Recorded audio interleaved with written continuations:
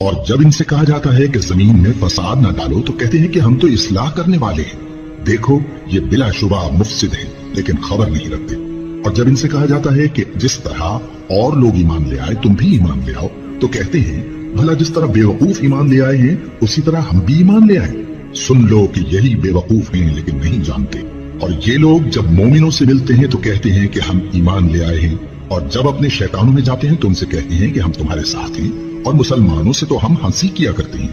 ان منافقوں سے اللہ ہنسی کرتا ہے اور انہیں مہلت دیا جاتا ہے کہ شرارت و سرکشی میں پڑے بہک رہے ہیں۔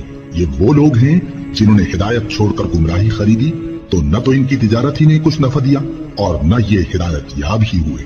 ان کی مثال اس شخص کی سی ہے جس نے شب تاریک میں آگ جلائی، جب آگ نے اس کے ارد گرد کی چیزیں روشن کی تو اللہ نے ان لوگوں کی روشنی زائل کر دی اور ان کو اندھیروں میں چھوڑ دیا کہ کچھ نہیں دیکھتے۔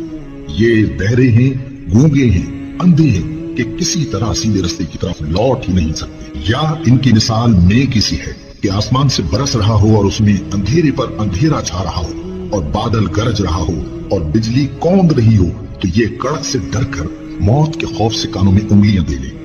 اور اللہ کافروں کو ہر طرف سے گھیرے ہوئے ہے، قریب ہے کہ بجلی کی چمک ان کی آنکھوں کی بصارت کو اچک لے جائے۔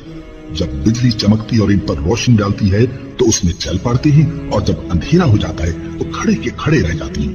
اور اگر اللہ چاہتا تو ان کے کانوں کی سنوائی اور آنکھوں کی بینائی دونوں کو زائل کر دیتا۔ بلا شبہ اللہ ہر چیز پر قادر ہے۔ اللہ ہمیں سمجھنے کی توفیق دے۔